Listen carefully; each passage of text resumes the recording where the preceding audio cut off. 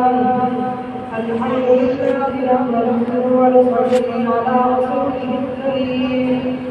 أما بعد فأعوذ بالله من الشيطان الرجيم. بسم الله الرحمن الرحيم. ولقد نصركم الله ببدر وأنتم أذلة فاتقوا الله لعلكم تشكرون. صدق الله مولانا العظيم وصدق رسوله النبي الكريم. ونحن على ذلك من الشاهدين والشاكرين والحمد لله رب العالمين. چلتا ہے انجم کو جلے میری لبوں پر، چلتا ہے انجم کو جلے میری لبوں پر،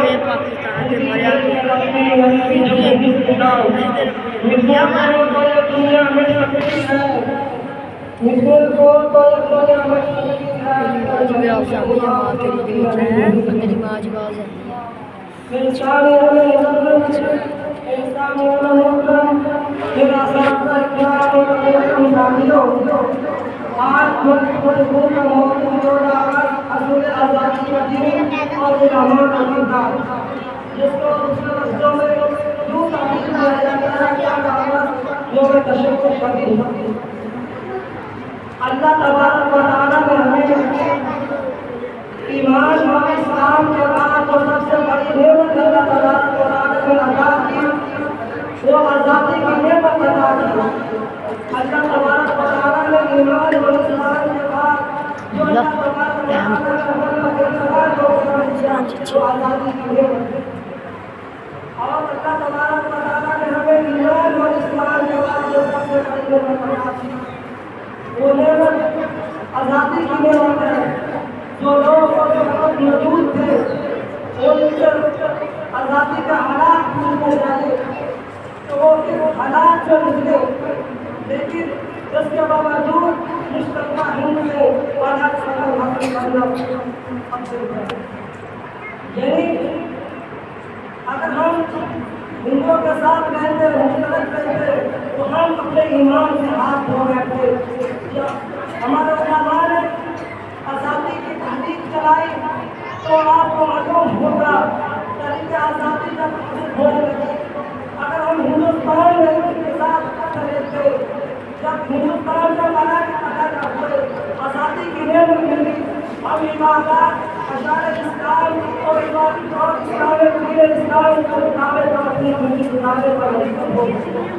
ہمیں کوئی روک نہیں سکتا، ہمیں کوئی منع نہیں کر سکتا، لیکن اس کے باوجود میں آج حضرات کے سامنے یہ بات رکھتا ہوں کہ یہ پاکستان کیسے بنا اور عام لوگوں کے ساتھ ہمارے علماء کا کیا کردار تھا.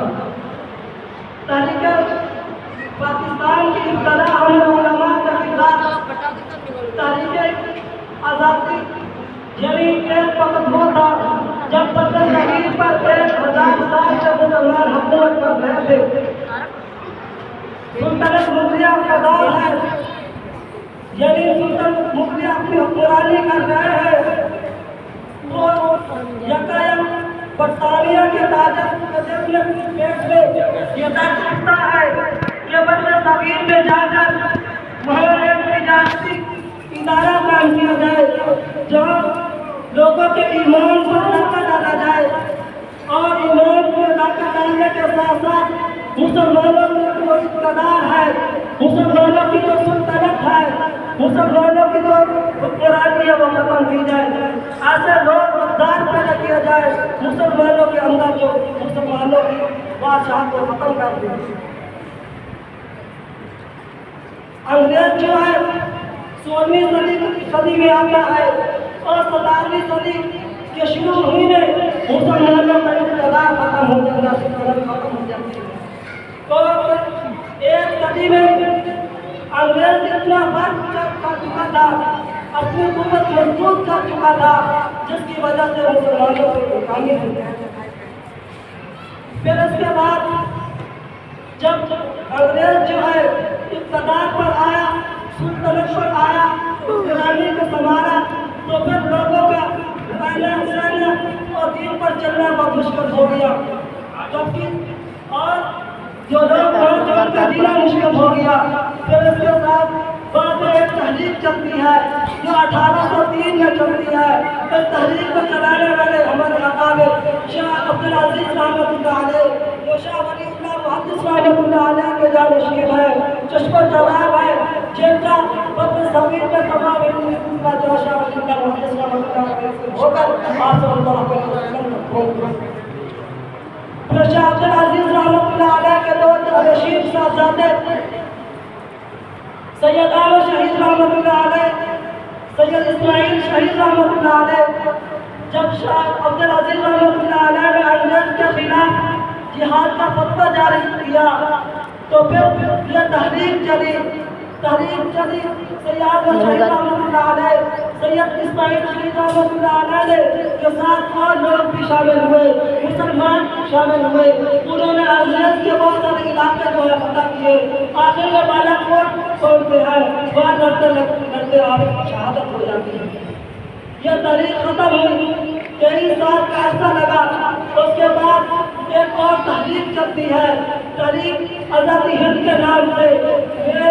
سید اسماعیل شہید رحمۃ اللہ علیہ، سید اسماعیل شہید رحمۃ اللہ علیہ، سید احمد شہید رحمۃ اللہ علیہ کے بعد یہ تحریک رکی نہیں، ختم نہیں ہوئی. اس کے بعد ان کے جانشین حاجی ہدایت اللہ بہادر مکی رحمۃ اللہ علیہ، حضرت رشید علی گولوی رحمۃ اللہ علیہ، حضرت سید دامن رحمۃ اللہ علیہ، حضرت مولانا قاسم نانوتوی رحمۃ اللہ علیہ. اس تحریک کی بنیاد باندھی جدید طریقے ہند کے نام سے تحریک جاری. جب یہ تحریک چلتی ہے، جب یہ تحریک چلی 1855 میں، اس کے بعد انگریز کے خلاف شامی کے مقام پر ایک مارچہ لڑا گیا. جب یہ مارچہ ہوا تو ان میں بھی آپ کو شدید تھی.